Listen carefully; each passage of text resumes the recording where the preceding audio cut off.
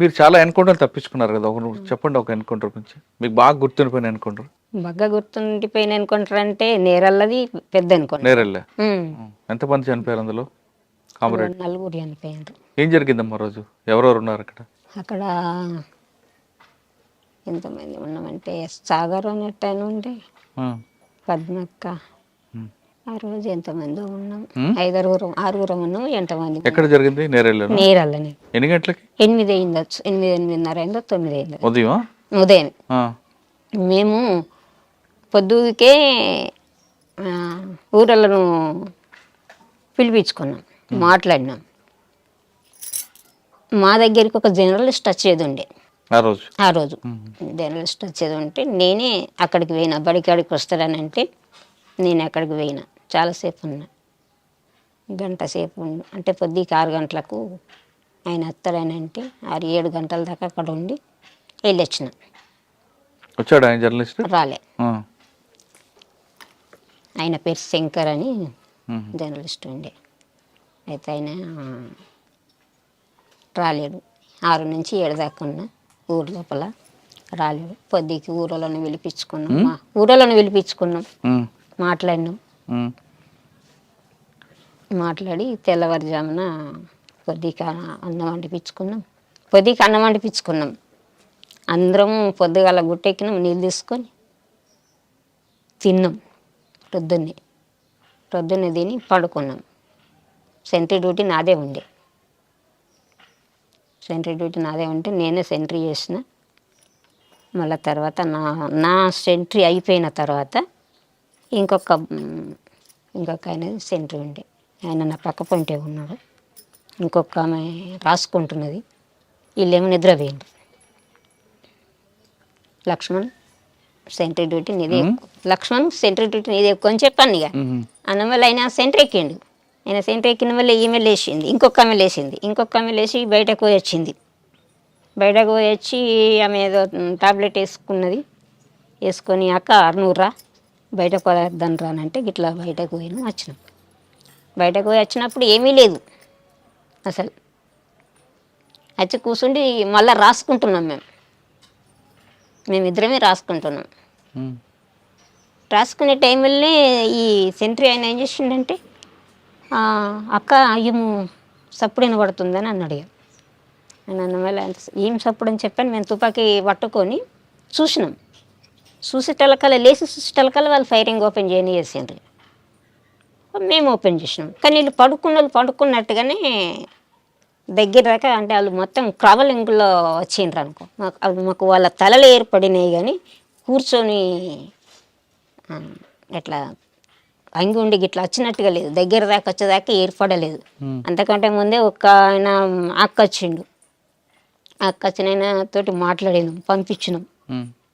ఆయన వేయిండు, పోలీసు వాళ్ళు వచ్చిండ్రు. వీళ్ళు మంచి నిద్రలో అయిపోయినరు. మేమేమో తెలుతోటి ఉన్నాం. ఇవాళ పటాపట్ 3 దిశల నుంచి ఓపెన్ చేసిండ్రు. మేము తెలుతోటే ఉన్నాం కనుక మేము ఓపెన్ చేసినాం. అప్పుడు మేము ఓపెన్ చేసి కొట్టుకుంటా మేము వచ్చినాం. ఇక మేము బయటకు వెళ్ళిపోయినాం. ఇక లోపల వాళ్ళు పండుకున్నట్టుగానే చనిపోయినారు. అయ్యో, అట్లా అన్నట్టు. బాధ అనిపించదా? బాధపడ్డారా? అనిపించుడేనే. మరి ఎక్కడ కలుసుకున్నారు మీ అందరూ? మరి ఎన్కౌంటర్ అయినప్పుడు పలాని ప్లేస్లో కలుసుకోవాలనేది ఉంటుంది. ఏపీటీ ఉంటుంది. ఇక వాళ్ళిద్దరు ఒక కై అయినరు. మళ్ళీ నేను ఒకదాన్ని ఒక కై అయినా. నేను ఒంటరిగా అయిపోయినా, వాళ్ళు ఇద్దరు ఒక కై అయిపోయినరు. పొద్దున్న దాకా చుట్టూ పోలీసు వాళ్ళు. ఇక నేరల్లో చుట్టూ పోలీసు వాళ్ళు. ఇక ఎక్కడ కూడా మనం గుట్ట దిగ రాకుంటున్నది పోలీసు వాళ్ళు.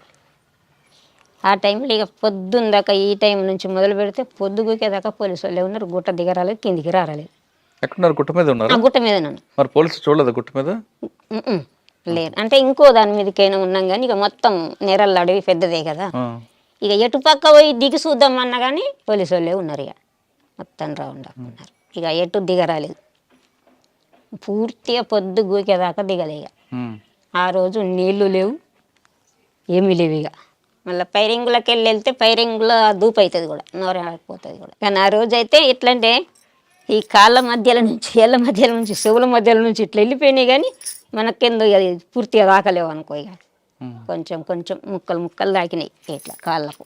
ఎలా పరిగెట్టావు మా గుట్టల్లోంచి? ఎలా పరిగెత్తావనంటే అప్పుడు ఏమనిపించేది, ఆ, అప్పుడు ఏది అనిపించేది.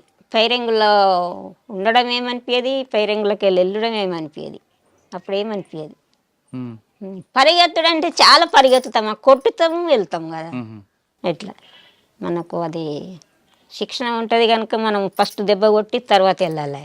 మనం ఎంత ఉరికితే వాళ్ళు మన ఎంబడవాడు ఉరికి రారు, ఉరికేస్తారు కదా. అచ్చా, ముందు ఫైర్ చేసి ఉమ్. కాసేపు ముందుకు వెళ్తాను. కాస్త ముందుకి అట్లా అన్నట్టు. ఇక కొంచెం మనుషులు వాళ్ళు కాంట్రాక్ట్ ఉంటాయంటే ఫైరింగ్ ఆఫ్ చేసి ఉండడమే ఇక. సాధారణంగా సెంట్రీ అంటే ఏం చేస్తారు మీరు? సెంట్రీ అంటే ప్రొద్దున 2 గంటలు నిలబడి ఉండాలి ఇక మొత్తం. అంటే చుట్టూ చూడాలా? ఆ చుట్టూ చూడాలి ఇక. చుట్టూ చూడాలి.